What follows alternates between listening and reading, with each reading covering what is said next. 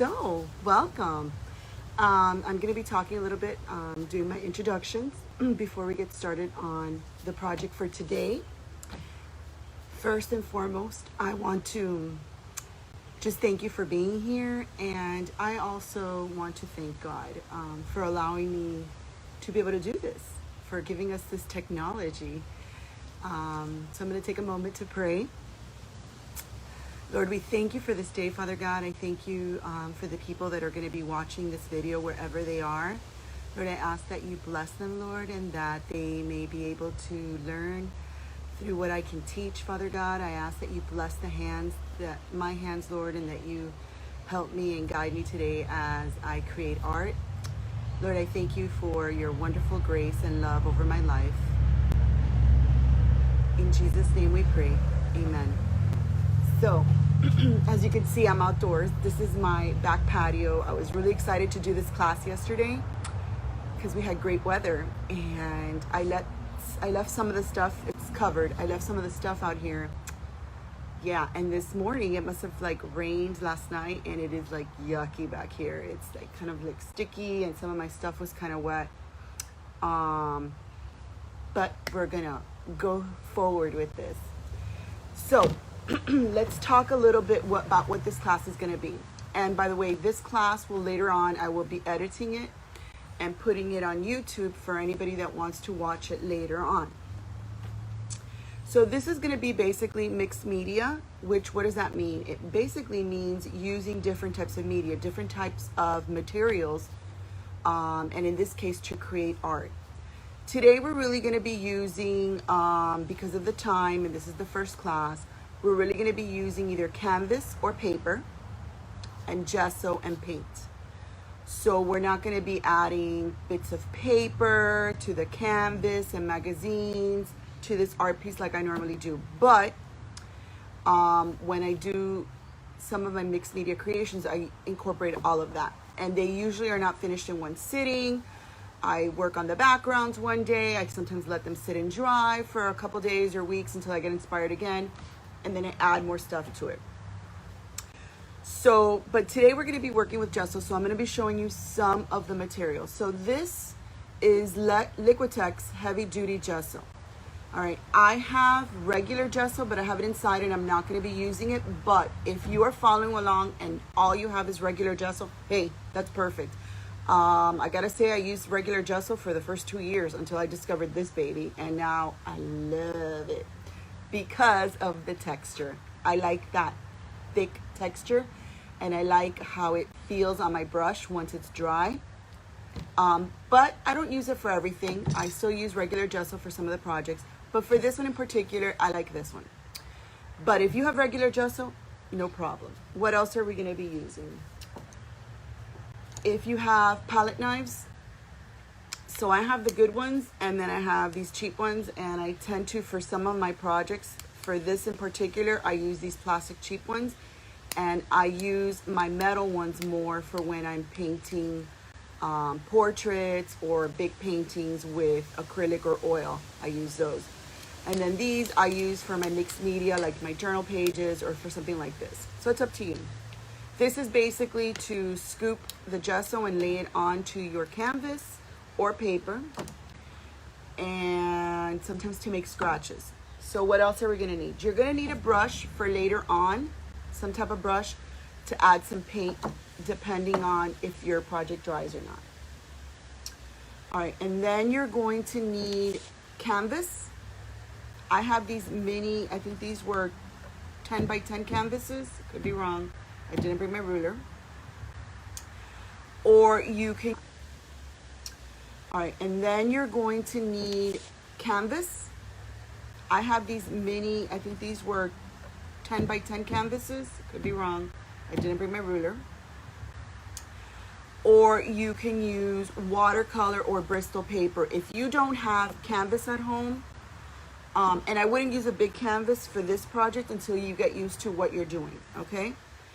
These, Michaels has these. Sometimes they sell packs of 8 by 8, sometimes 10 by 10, some by 12 by 12, and they're packs, I think, of 8, and they're rather inexpensive, and they're great if you're practicing techniques. Hi, Edie's. How are you? And they're really just a lot of fun. They're good canvases because they're reasonably cheap to practice different techniques and textures. Or if you want to create like something like an accent for your room. Anyway, I like to buy these packs to practice and create small art. All right, so I want to show you the other material that you can use. If you don't have small canvases, you can use something called Bristol paper. They sell this at Michael's or Blick or basically any art store. I believe Walmart sometimes carries it as well. Or you can use watercolor paper. Now, I love to watercolor, but this isn't a watercolor class. But I buy watercolor paper all the time, especially when it's on sale, just to have it to create, other than watercolors, to create textures on it because it's pretty thick paper. So what I want you to do is I want you to decide if you're going to use canvas, that's fine. I have one of my canvases here. And if you have paper, take out the papers, at least 2 that you're going to use. Now, I'm going to use canvas and paper. I'm not going to use a Bristol today. So I'm just going to leave that there. And then you should get some cardstock. If you have any colored paper, this is craft paper. It's kind of thick, so it's not like regular butcher paper. And so this is good because when we do the imprint, we're going to imprint some things onto the gesso. You're going to have gesso stuck to whatever you're using to make the imprint, and instead of throwing that away, if you have other papers around, you can kind of like stamp it, use the gesso to stamp, and you create layers for other art that you can use later on. So this might not be art that I'm going to create today, but I'm going to leave it right in front of me so that when I'm stamping the discard, I can clean it off on these papers. Now, also what you can do, and I think it's going to start raining soon, is you can get some magazines, some magazine pages. Yes, it's raining. Hopefully it doesn't rain. Let me push my stuff. Hopefully it doesn't like windy rain. All right, so I just tore out some magazine pictures from Vogue. And I'm just gonna have a couple. I really like this one, it's colorful. So these I'm just putting them there as discard sheets. So when I clean off my paint, I can press it there instead of throwing away the paint. Sometimes when you're creating art, you'll have leftover paint. And that way, if you have extra sheets, you can just rub that paint that's on your brush onto these extra pieces of paper, and later on you could use them. All right, so we're gonna get our palette knife. And remember, this gesso that I'm using is the very heavy one, okay? So since I'm gonna be putting this on watercolor paper, it's a lot thinner, so I don't wanna put a lot of this. But I'm going to be doing like a thin layer of the gesso all over the paper.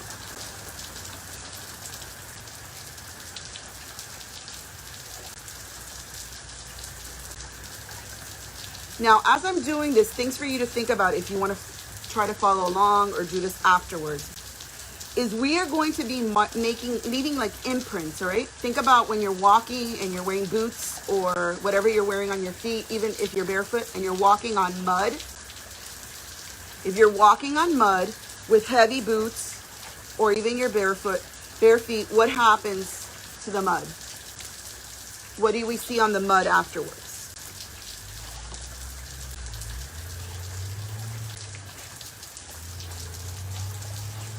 Will leave an imprint, right? Your boot or your footprint will leave an imprint on the mud. So I want you to think of the gesso kind of like mud, white mud, even though they sell black gesso, and that's a lot of fun to use. Okay, right now I'm just making lines. Can you guys see it correctly, or should I move the camera? Yes, Sania, you could buy this. Well, you could buy regular gesso at Michael's. I don't know if the Michaels by our house, because we live close to each other, has, if they have the heavy duty. But like I said at the beginning of the video, you can use regular gesso. I just really like this heavy gesso. All right. So think about it when you're walking on mud, right? You're walking on mud and you're having heavy, you have boots or bare feet. What do you see on the mud if you look back? You see your footprint, right? So if you think about it like that, right, it helps you understand kind of what we're going to be doing. So there's some lines, that's okay. I'm going for texture. So what I have here is I want you to think about, so here I have different types of scraps. So you can, like I said earlier, before you start doing this, because I don't know if you're doing it with me or you're going to do it later, you can gather around your house stuff that you don't care if it gets ruined, okay, mind you. This is from the dollar store. This is from a meat pack that I washed very well. And I use this for everything. This leaves great textures. This is a piece of burlap. As you can see, it has paint on it. Then this is like this little ball that I got on it, so now it's just dirty my gesso because it had paint.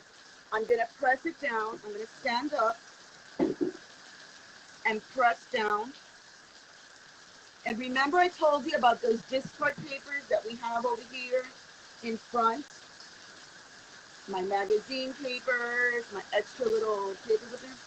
I'm gonna lift, and I have gesso on here, and then I'm just gonna press it. And you see how it starts? So remember, this is the discard paper. This is what we're working on. But you want to be able to use those discards for maybe a collage piece later on. So now I'm going to put this one on this colorful magazine.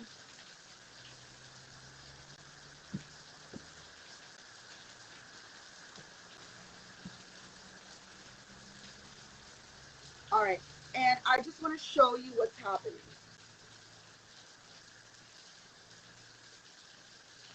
So you see how there's like little color, it kind of looks a little dirty. That's because that piece of scrap that I had paint already stuck to it. So if you see the texture, you want to have those little bumps, right? You want to have those little bumps, and you want to kind of add more texture. So now I'm going to rub this ball thing, and as I rub on it, it creates different marks on my gesso.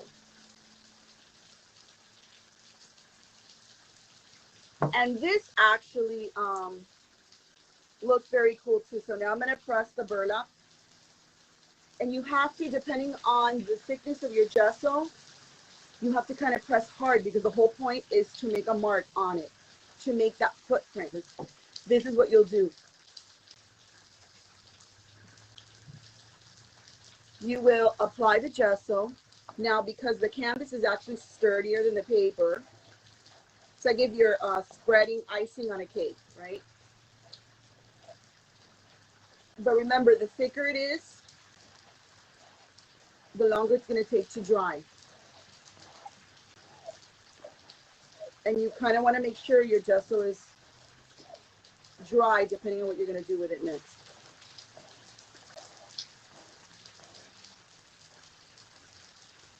Okay, and remember, we're creating texture. Sometimes I have an idea in my mind of what I want to create. Sometimes I have no idea. It just happens.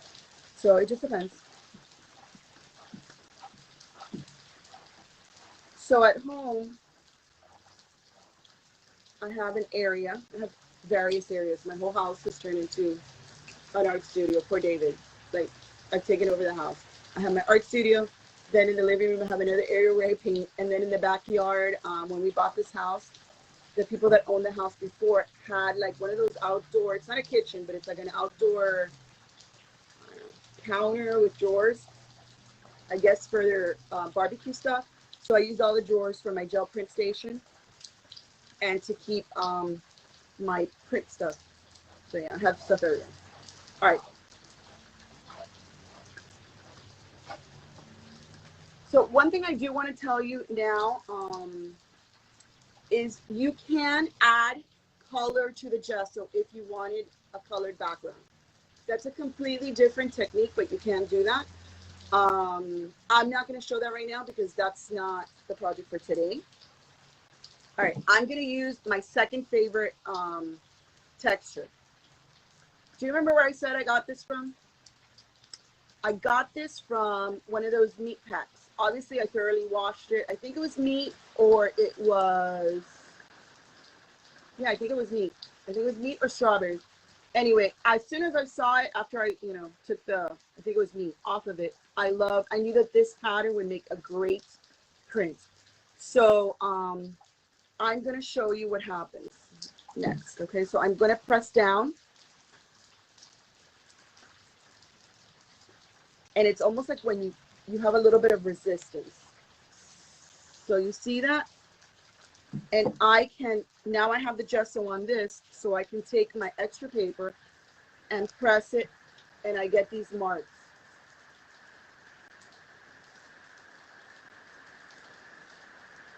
That's a great idea, Michelle. I've never done the essential oils to the gesso, so I have to try it. I have done essential oils with some of my journaling pages, but for me. But sometimes when I create this and then later on if I sell it, I'm worried about people's allergies. But I have like I have a journal that I don't know what I was doing, something with Christmas smells, and I put it, and every time I open the journal, even though it's not a whole Christmas journal, that page still smells like Christmas. So that's a great tip that Michelle is giving. All right, so I'm going to keep pressing and making the different textures. If you have children in the home, they really like this project. They really like it because it's fun. It's messy, it's fun. These were like little, I forgot what this is from. But I keep all sorts of bits and pieces of stuff. So I'm going to hold it up like that. You see the little circle there? And then I have this magazine page that I'm using, and I'm going to press on it. And now I have this big circle. So I don't know what I'm going to do with this, but if you've been to my Etsy shop before, you might have seen that I sell handmade bookmarks and also handmade journals, which are completely different from my paintings. It's like I have like two things going on. I enjoy both. Some people tell me you got to pick an art style, but I just really can't. I really enjoy both. So these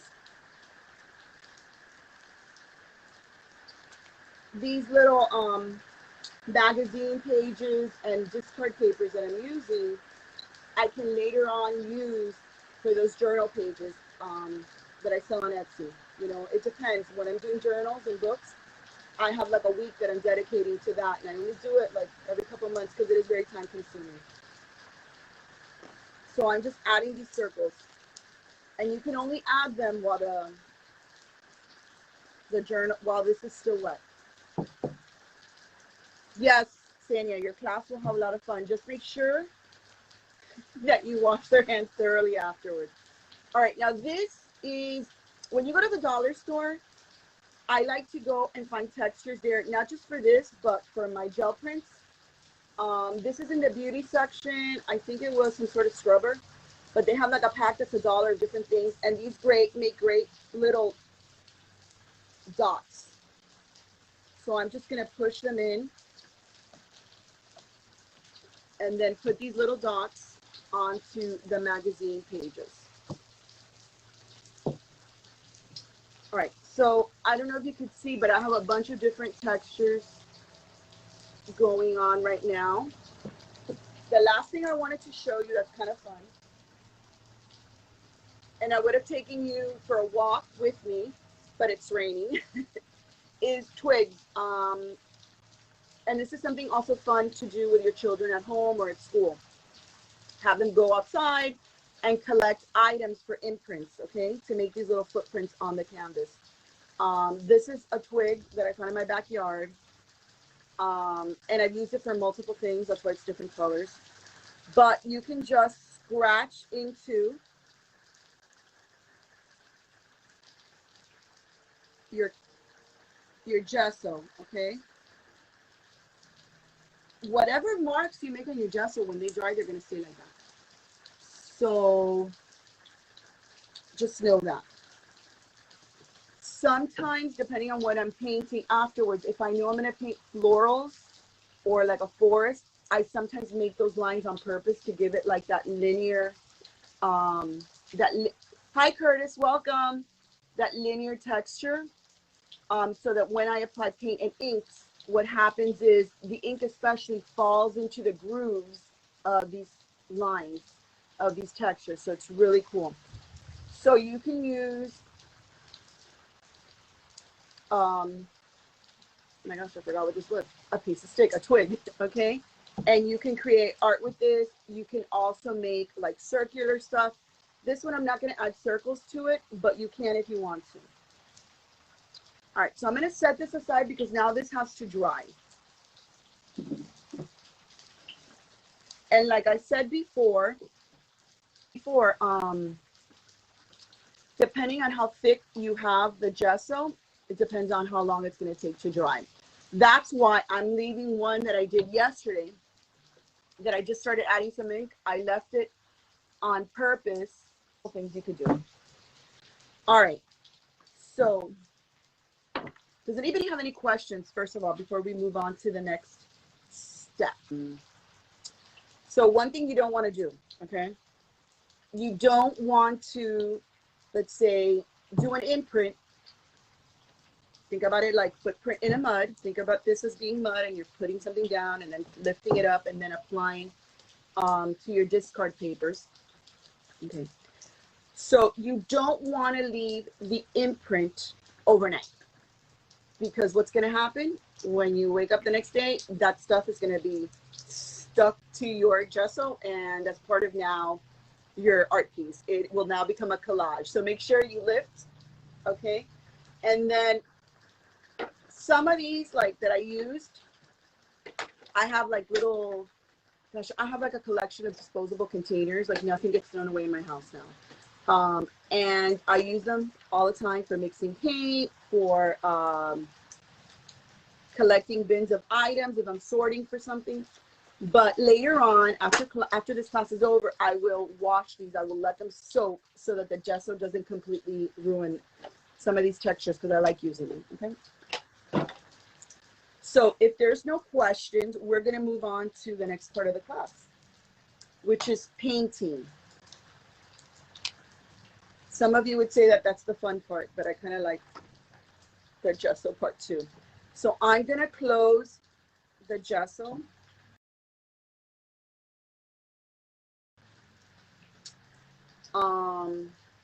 Remember, you can use all sorts of things to make imprints on your canvas or paper. Remember, we did both.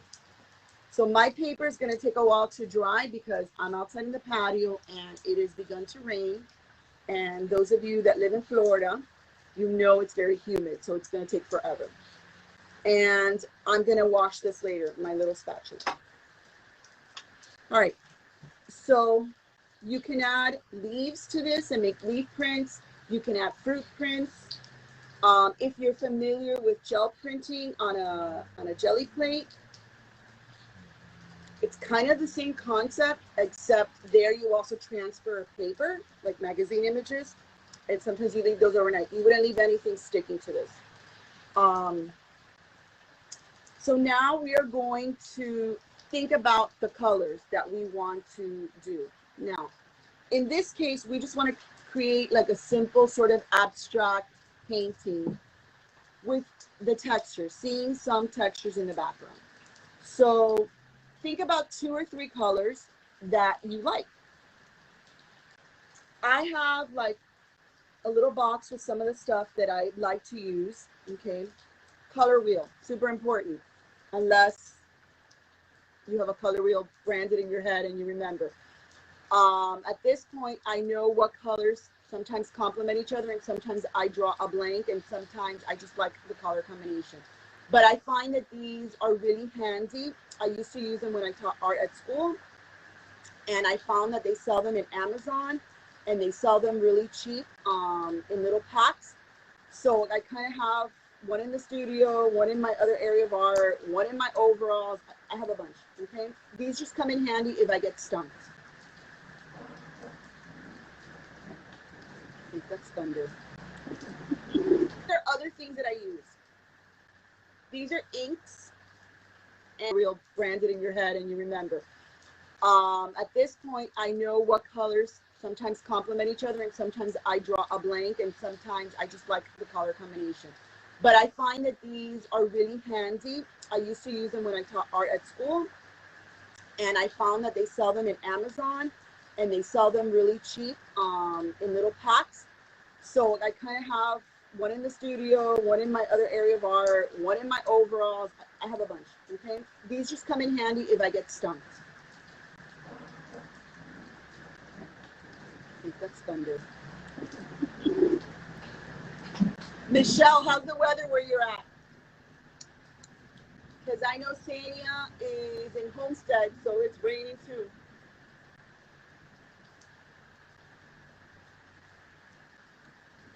All right, so these are other things that I use. These are inks, and these are from Liquitex, and I believe that these are water soluble. Let me check. No, these are the acrylic inks, sorry.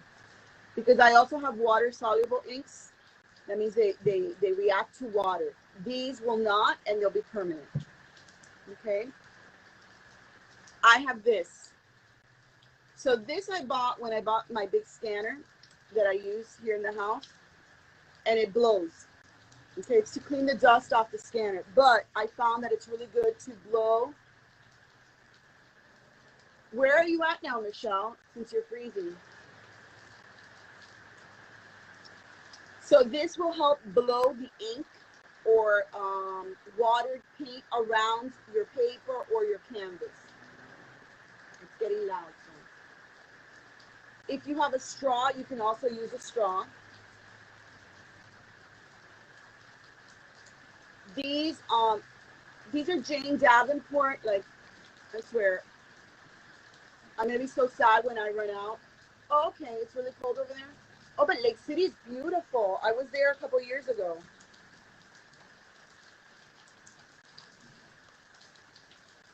All right, so these are like watercolor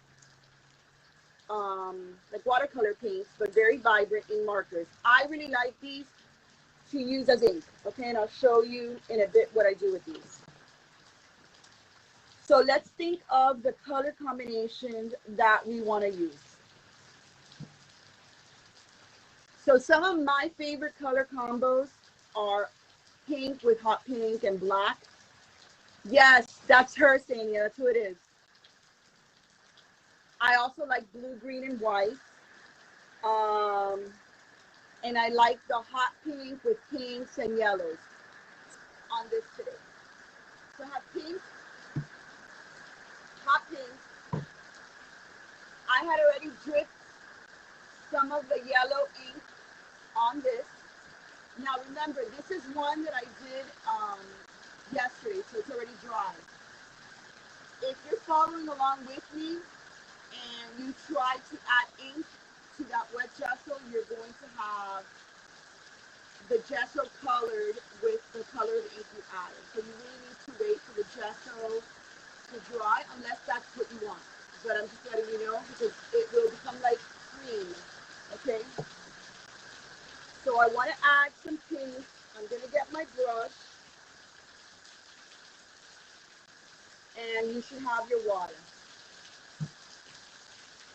And now we're going to kind of work quickly.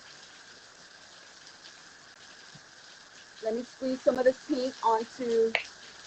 Now, I like to use golden pink for my paintings, like my bigger paintings or the paintings I sell, but since this is practice, I'm going with these artist blocks from Michaels that are relatively much cheaper. These are also really good for journaling. And I'm going to add a contrast of color with this. Oh, this one's brand new. Any questions about the pink?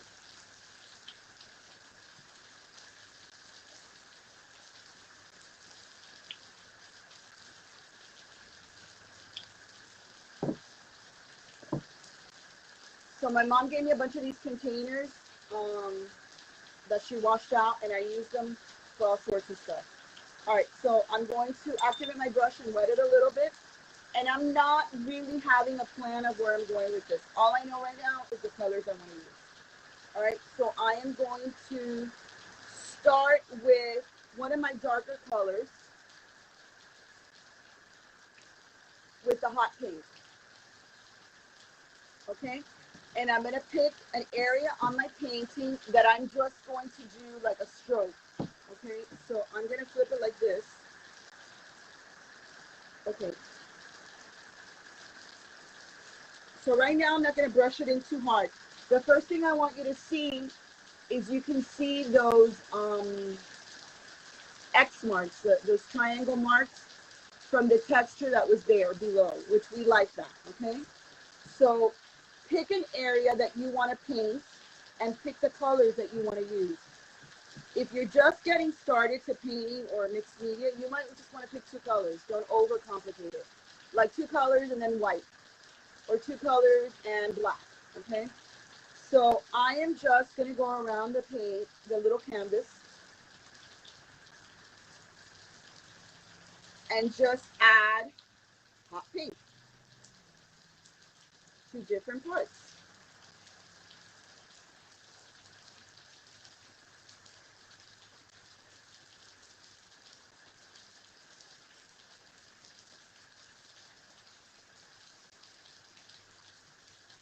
And for when I'm doing these type of textured paintings, like I have my good brushes to paint, like if I'm just painting like oil paints or a portrait. But for backgrounds that are going to be rough, I use these thick, cheap brushes from Michaels, because sometimes they get ruined with these textures. And you kind of want it to be like a little scratchy. All right, so I'm just going around it.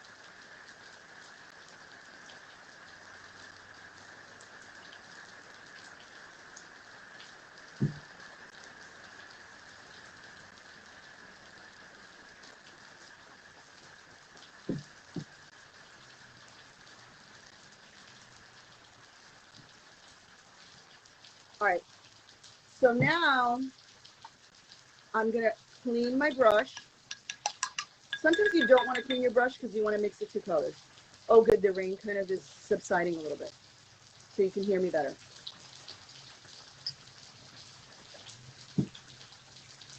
So now I'm gonna add this color over here. It's called Aqua Green from Artist Loft, but it looks like teal. And this is a very different color, okay? So it's not pink. So I'm gonna look at my canvas and see where I want to add it, where I think it makes sense. And because this is kind of like an abstract background, it doesn't really matter. I like this pink and blue when I buy these Artist Loft. When they mix together, you get this really cool, let me see if I can do it better. Let me see where I can add it, because I want you to see the color that they kind of make. It's like this purplish tone that I use a lot in some of my, you see right here? I don't know if you can see it. I like that purplish tone. I use it a lot in my mermaid books that I make and in some of my bookmarks. So now I'm just creating random splotches.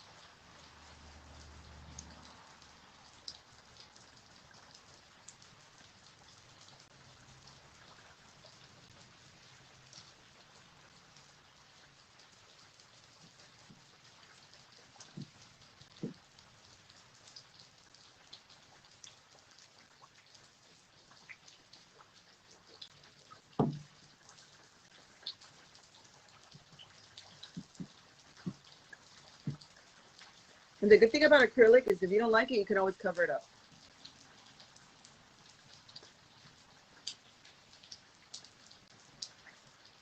So now I'm thinking about the edges of my painting. I think I want them, I'm putting some of this teal color, but I think I want them to be black. So later on, I'm going to add some black to those.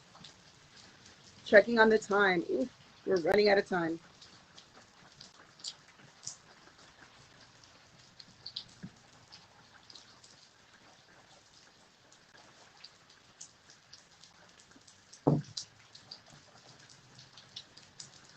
All right, so now I'm gonna add some of the light pink. I'm cleaning up my brush. Yeah. And I'm just gonna add, this is what it's looking like so far, okay?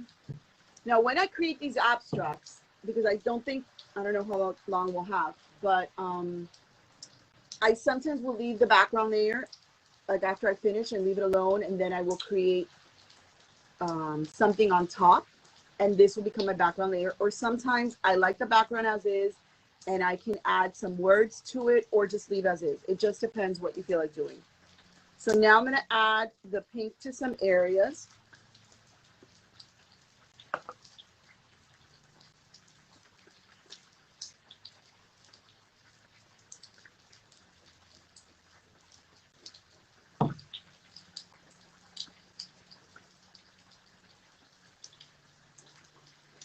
And it's kind of hard to tell from the camera,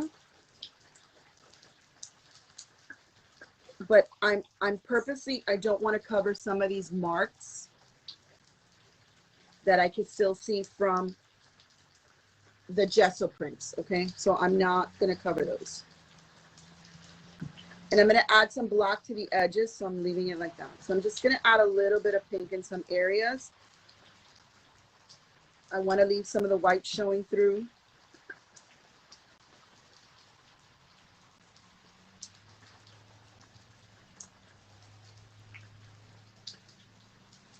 Some of the parts where the teal is still wet, the pink is interacting and it's giving us a nice tone. I like that too. These colors just make me really happy. I like bright and colors that make me happy.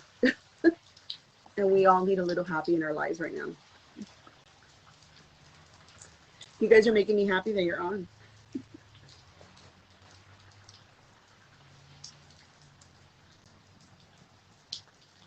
Okay, so now I'm gonna look at it from sometimes, you're so funny.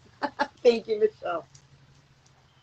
So now when you're creating like sort of these abstract pieces, you kind of have to like step away or stand up to kind of get the color composition in your head and see like what's missing. So I'm gonna stand up and kind of look at it from afar to see where I want to add what.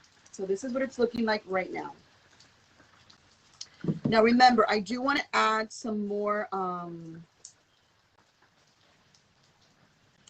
ink to this later, but I have to wait for it to dry, because if I add ink to it while it's still wet, it's going to mix, the ink is going to mix with the pink. Let me get some black. Hopefully I brought it outside. Okay, so this is golden black. So these are the golden paints are usually the ones that I use for like the paintings that I sell, the bigger paintings, some of the portraits. I tend not to use it for my journal pages just because they tend to be expensive. But for these, I will use them. Golden just has really good products. What can I tell you? Their paints are super strong pigment. Okay, so I just need a little tiny bit of black. And I'm also gonna get some titanium white. Titanium white is a great color because it is very opaque, okay? So if you are working on something that you want to make, whatever color you want to make it like not see-through, you can add that titanium white. All right, so now I'm gonna clean my brush again. We were going to do an hour class and it's already 11:51. I think we will run for another 10 to 15 minutes and then I will call it quits because I don't know how long it takes. Thank you, Edie. I don't know how long it takes on Facebook, but then I will post my final, painting, whatever I feel it looks like, on Instagram and Facebook. Okay, so now I'm taking the edges, and if you have to go and you have to sign off, that's fine. I might just continue, okay? Because later on, like I said, I'm going to be posting the video to YouTube. All right, so I'm taking just a little black just a little black on the tip of my brush, right? And I'm kind of darkening these edges. I kind of want that little bit of a grunge effect, you could say. So I'm kind of just going like this, brushing it down from the tip.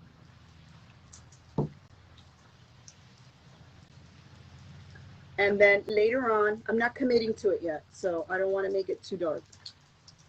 I just love, love, love, love these colors.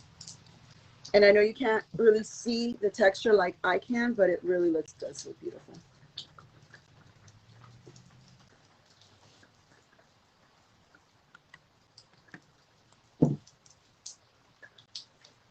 So I'm just going around and adding some darkness. And then later on, I'm going to bring in some white as well.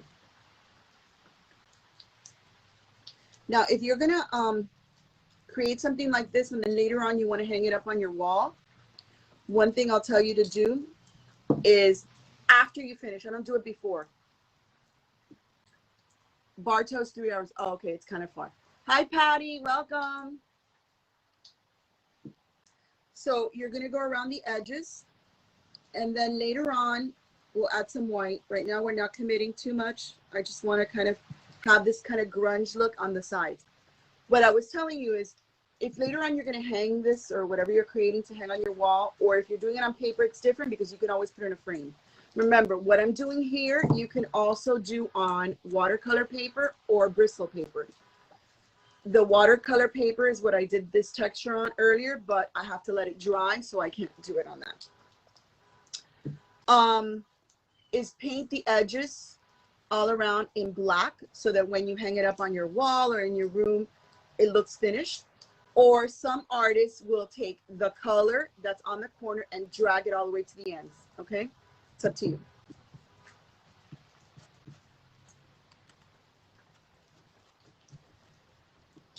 All right, so now I'm gonna look at it and I'm gonna see where I need to bring in more of the black so that we have contrast in the eyes. And remember, this really is going to probably be an abstract piece. But I'll tell you what starts happening with some of these, at least for me, okay? I'm one of these people that even when I was a small child, I would look at things like cracks on the walls or cracks on tile or whatever, like weird objects. And I could see that the object looked like something else. I don't know if you know what I'm talking about, if that's ever happened to anybody else. Like sometimes you're looking at like a wood fence and the grain itself looks like something else. So sometimes people call that like right brain thinking. When we're seeing with our right brain, we're seeing creatively. So when you're creating these abstract pieces, sometimes you don't start with an idea, but as you start looking at your piece, yeah, Bartow, Michelle, that's what it's saying. As you start looking at your piece, your eye might actually start making sense of some of the things. Like they might start looking like people, or they might start looking like trees, or they might start looking like buildings, okay? And sometimes when that happens, I will, exactly, the artist's eye. You got it, because you're an artist too, so you have that same eye, girl. So sometimes when that happens, I will take a moment, look at the painting, and go into a different direction, what my eye is telling me, okay? Sometimes I don't, okay? But when I do create backgrounds, and sometimes I'll do backgrounds with just mixed media, and then set them aside. And I'll leave them at home, but I won't put them away. Like I'll have them like in my, not my studio area, but in my living room area. I have another kind of studio where I paint big paintings, and I'll have them up looking at them every time I go to the kitchen or whatever. And eventually something will start coming out of that, and I'll be like, you know what? That's good for a ocean creature type background, or that's great for a girl's face, you know. So sometimes I just look at those backgrounds and they inspire me to create more art on top, or they inspire me to create something else separately. Okay, so right now we're just kind of leaving this abstract, and I'm just going to drag a little more black.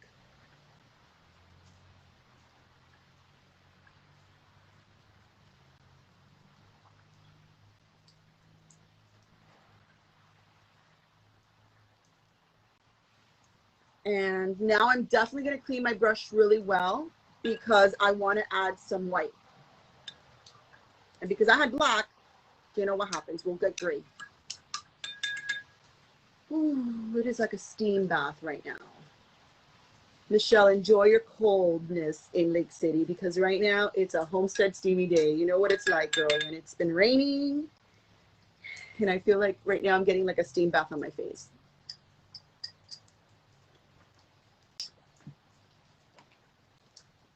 Okay, so now my brush is clean. Now I do have spots of white, which are basically the gesso that was underneath that I didn't paint over. But I want to add more white to some of those black edges. So I'm going to stand up. Like I told you, sometimes with these pieces, you need to look at it from a little bit of a distance to know where the colors make sense. So I'm going to stand up and I'm going to look at the piece.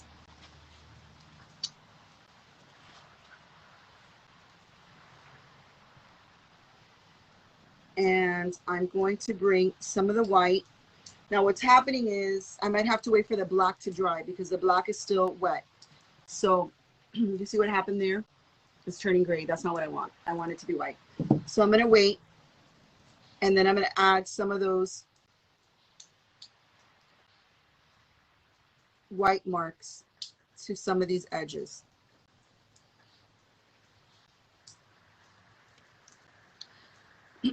I think I have to wait a bit.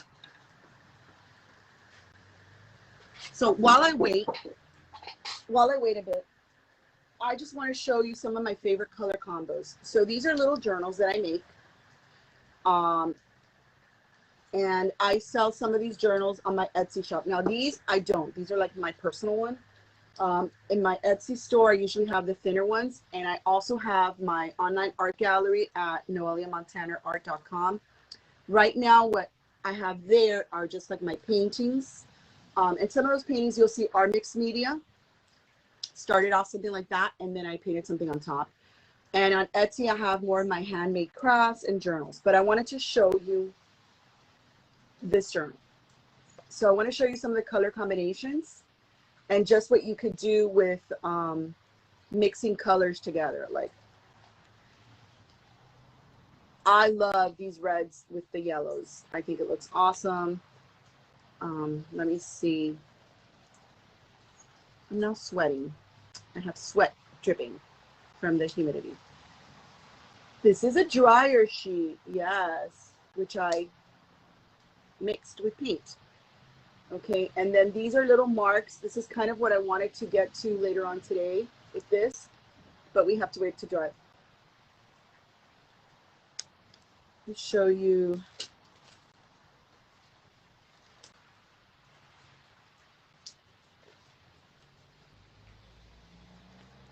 On see like this, the background was kind of like crazy, but then I felt like there was like two heads, so I went ahead and just painted like two faces, and I left it like that, and then later on when I want to, I can add the faces to that. I really like these color combinations. I'm just showing you this so that when you do this project at home, you can look at some of the color combinations that really pop. And let me show you another book. Eventually, I will do a journaling class, like how to make your own art journal using a vintage book. This is from an old book that I got at Salvation Army, and I use the pages. I still use the pages for other projects, but the book, like I took out the guts and I made it into a art journal, and then I sewed in the pages. So you see here, this is kind of what I really like this. You see, and this is kind of with the mixed media in the background, and then later on, the colors started looking like a house, so I took black pen and I drew the house. So I just wanted to show you some of the things that you can do with all of these abstract colors. Your imagination is your only limitation. I can't even stress that enough. And journaling is so much fun. All right, let's check and see if, okay, we're gonna go for 10 more minutes. Hi, Debbie. Nice to see you. Thank you for joining. Okay, so we're going to add some more white now. I think the black is dry, hopefully. And we're just going to add, okay, that black over there is gray. It's still turning gray. Right now, we're just going around the edges and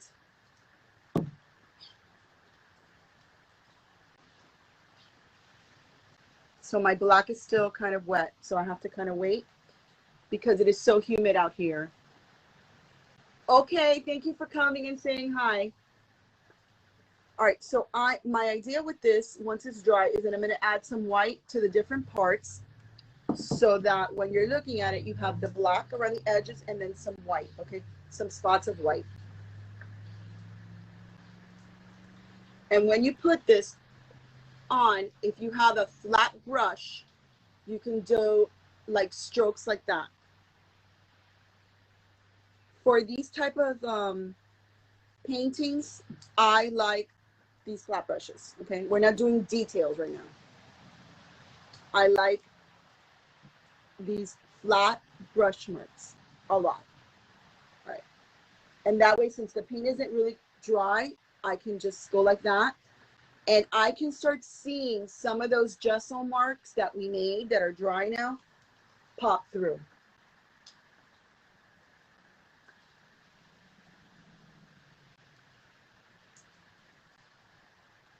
All right. So you just go around the edges with black and white or whatever color you want to do the edges. But I really like the darkness. Thank you, Debbie. I really like the darkness on the outside. I feel like it frames the picture, especially since this is a small canvas, right? Now, when we look at a canvas like this, you know, you can later on turn it whatever way you want and decide which way is right. You know, and you can, like I said earlier, you can put words on it later on when it's dry, or you can take black pen, or not black pen, like black Posca pen, which is acrylic paint on in a pen. It's like an amazing product, but they're kind of expensive, and draw the image that your artist eye sees and draw it on top, kind of like the little houses that I showed in where was it? I don't know if it was this book. In this book, okay. Or you can write a word, like you can get the word faith, and maybe you want it to be a reminder of your faith, and you can cut out that word, that letter. You can pick out letters from magazines and paste it on top, and that could be just what your art is, like a little faith canvas, or it could be pray, like I'm wearing on my little tag, or it could be like a little quote, and you can glue it onto the top and call it a day, and that is your finished piece. One of the things that we're not going to have time to do now because I'm not finished is spray. Okay, so they have acrylic sealant. So for your paintings to last, like, you know, for you to protect them, you want to always, once you're done with all the layers, you want to add spray to coat it. Okay, so I do that. I really do that with all my paintings. I don't always do it every day because sometimes I'm working on a group of paintings, and so I might do it like once every 2 weeks or once a month. That out here I'll put all my pieces and I'll spray them so that they're protected. Okay. All right. The last thing I wanted to show you, and you know what I've been forgetting to show you, is at the beginning of the class I told you we have to have little. Okay, Sanya, thank you for joining.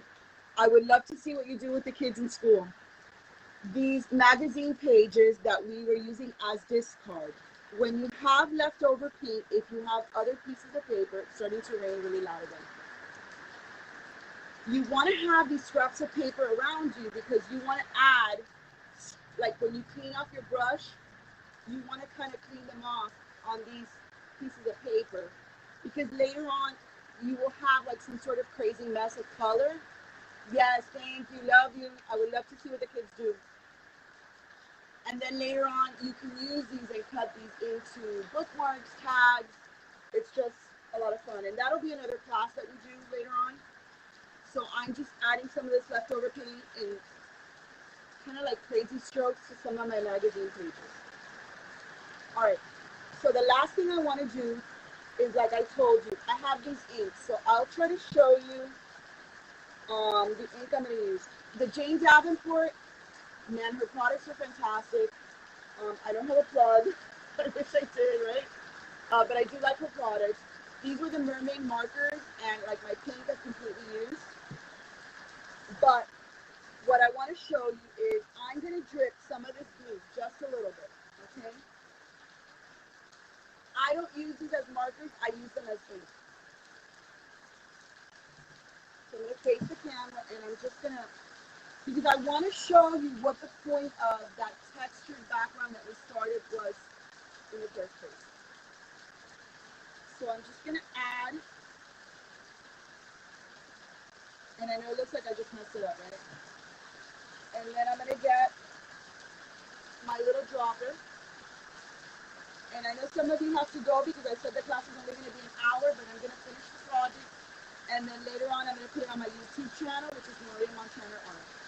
So if you have to go, I totally understand. We've run over an hour. I am now adding water to the ink, and I'm going to move it around. And down here, I have white paper that on purpose I keep, because then I can use this for something else. And I'm going to block some of this ink with some of these magazine pages. So now I have these really cool, nothing goes to waste. It's really stunning.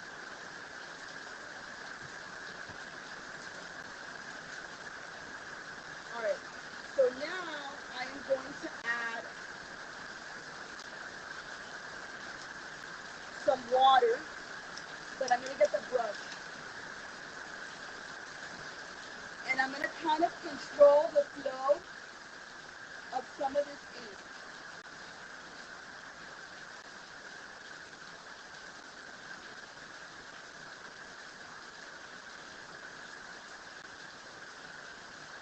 And with my blower, I can blow it into place.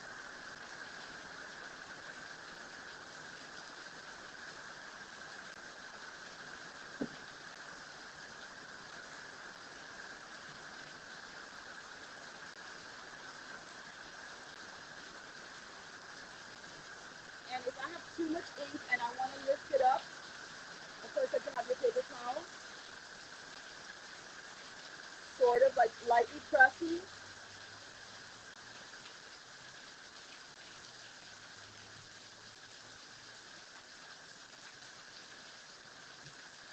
And then you can take a look at it and see if you like it. So I kind of like it because the ink goes into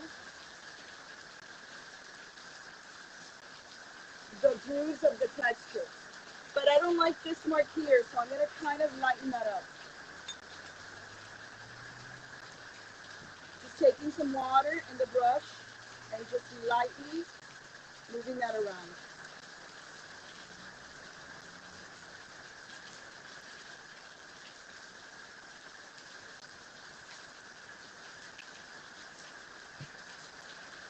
If you have a blow dryer, you can also use, but I'm outside.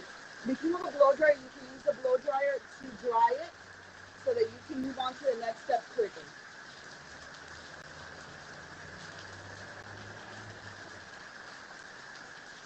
I'm going to add some acrylic. Now, that was watercolor ink, okay? So it's washable. Now I'm going to add some white acrylic paint. I just love that my first FaceTime live is like a pouring rainstorm. I'm going to drip some of this white on the top.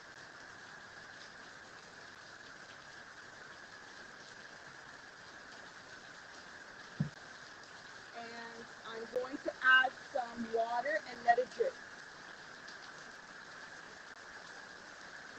So I'm just going to put a little water into each bubble.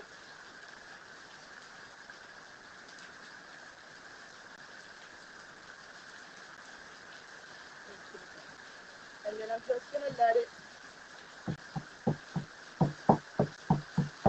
and I'm just hitting it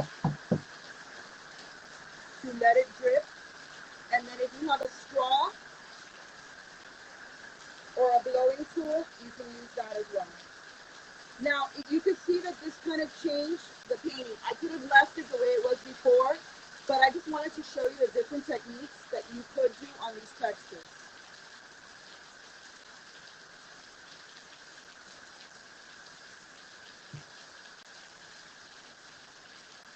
And like I said, this is acrylic ink, so it won't interact as much like the watercolor ink did, okay? Where it mixed, when we put this glue, it interacted with the other layers. This is kind of lay on top. That's the difference, okay?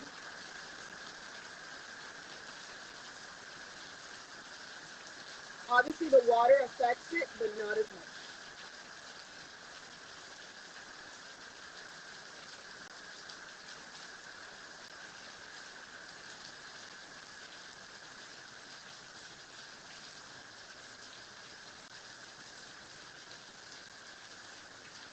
All right, so I'm gonna just take a look at it now. I'm gonna stand up and look at it from afar, and we're getting ready to wrap up the class. And I'll show you the final piece afterwards once I'm done with it, because I do have to wait for some of the edges to dry. But I'm gonna fix what I don't like. Remember, it's acrylic paint, so you can fix it. I don't like that this right here is so dark. I just don't like that. So I'm gonna lighten it, and I think I'm gonna take more of my pink and just brush it on there. And you just kind of have to look at what you're doing and see what you like and what you don't like, you know? And once it's dry, I think I'm gonna add more white. But I have to let that dry. All right, so this is where I am for now. I haven't finished it. I have to wait for it to dry to finish the edges. But I just want to thank you so much for everybody that joined my first Facebook online class. I had a good time. I had a good time interacting with you, even though I can't type because I'm talking. I hope to do more classes like this. And yeah, if you want to check out some of my art, you can go to Etsy.com. And my Etsy shop is Noelia Montana Design, and you can see some of my artwork there, and some of my handmade journals and bookmarks. And if you want to see some of my paintings, you can go to my website at www.noeliamontanaart.com. That's all, folks.